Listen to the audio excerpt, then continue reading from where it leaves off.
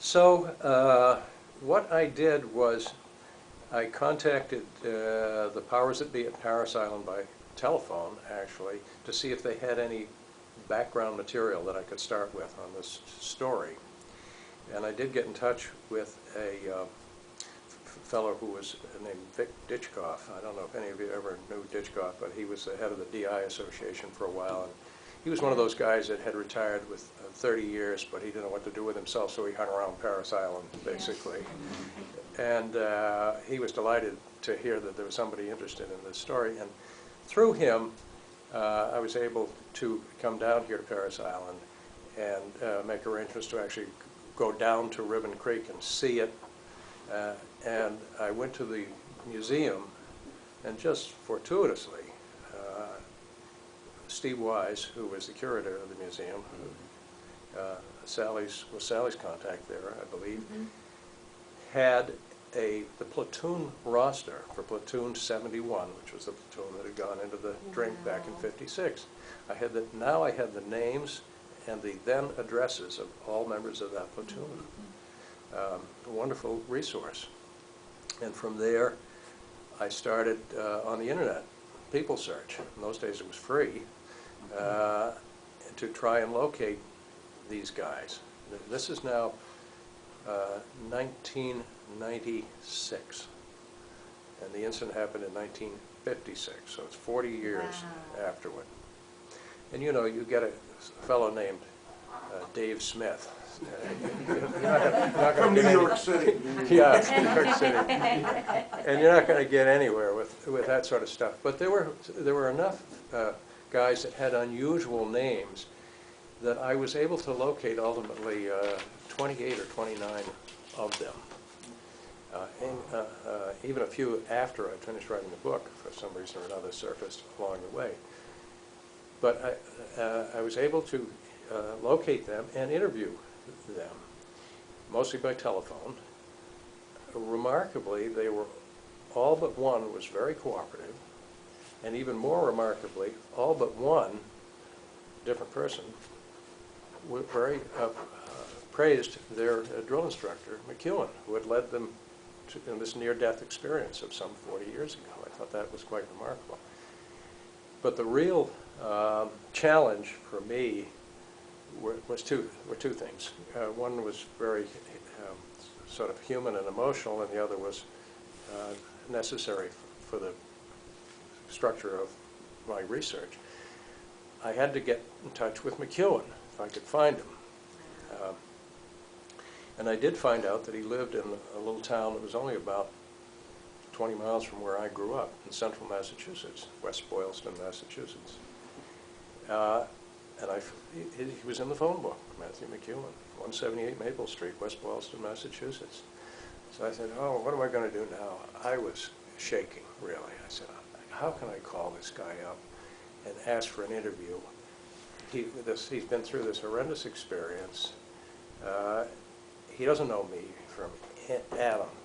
And will he talk to me? And if he doesn't talk to me, I'm going to have a much harder time putting the story together. So I called him. I said, is this Matt McEwen? He said, yes. And I said, my name is John Stevens, and I'm a former Marine. And I said, my name is John Stevens, and I'd like to talk to you about Ribbon Creek. And he goes, oh. And I said, but I'm a former Marine. He said, you're a Marine? I said, yes. He said, all right. He said, I'll talk with you. And we met. It's hard for me to even tell this story because it was so emotional. The tears were running down his cheeks. He told me about what had happened on that evening. And it was a man of great pain to tell this tale 40 years later of what had happened and the anguish that he had lived with for his whole life, really. But he did. He told me, and I recorded it. And I told him I was going to record it, which incidentally, just a little sidelight, if you are doing research, and it is important to record as much as you can, and obviously you have to disclose that to the person you're talking to, that you're going to record the interview. So we talked, and I did record it, and that was certainly one of the keys to getting the story together. Another one for me, which was only incidental to the story, but it was not incidental to me, was while I was doing the research and getting information from the Marine Corps headquarters in Washington, I was able to locate my old drill instructor, whose name was Hugh Jones. How many Joneses are there? God knows. Wow. Particularly Marine Corps, you know, it's I think a very common name, and maybe even more so in the South. And this guy was clearly a Southerner. But I was able to locate him, and I had an address.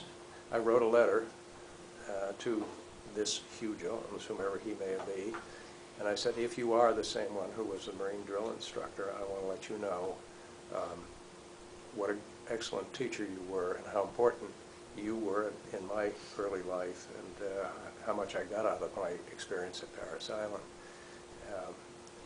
I had a junior drill instructor who was a sadistic son of a bitch. A mean, miserable bugger. But this man was not. He was, at that time, a tech sergeant. He was a gunny sergeant, really, equivalent of a gunny sergeant. And I told him how much that had meant to me. And if by chance he was the right person, and if he cared to, I gave him my name, my address, and my telephone number. And about 3 days later, I got a call. It said, John, this is Hugh Jones. I got your letter. That's wonderful. Yes, sir. How was your drill instructor? And so we met down here at his home in Georgia when I was down here doing the work. And it was like I felt like I was going back as a 17-year-old recruit. I was terrified to meet this guy. He's in his 70s now, you know. But there's that time warp that you know, you feel like you're going right back to when I left Parris Island. Anyway, we had a wonderful evening together. I wrote a little memento of that I just gave to Sally. Excuse me. We talked about, he had this tubes up his nose and an oxygen tank on his back. And as she says, I assumed it was probably emphysema, smoking, you know, hard military life, so forth and so on. And he told me that he had joined the Marine Corps in '43 as a 17-year-old recruit. He was over in Okinawa. He was in the islands. He was a machine gunner. You know, he had some real heavy combat experience. And I asked him about the oxygen. And he said he came from a family, a large, very large family, and that he and his brother was in the Army and he was in the Marines. And his brother had been sent to Hiroshima and he had been sent to Nagasaki right after the bombs dropped to evacuate, in his case, Japanese civilians to a hospital ship, apparently. And what had happened was his lungs, radiation poisoning, his lungs had burned out on him.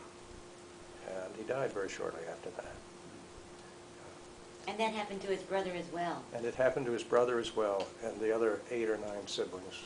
There was no sign of that. So it was pretty clear what the source of that problem was. So those were 2 wonderful experiences along the way, as well as some other things that other people that I met in doing this. And one of the great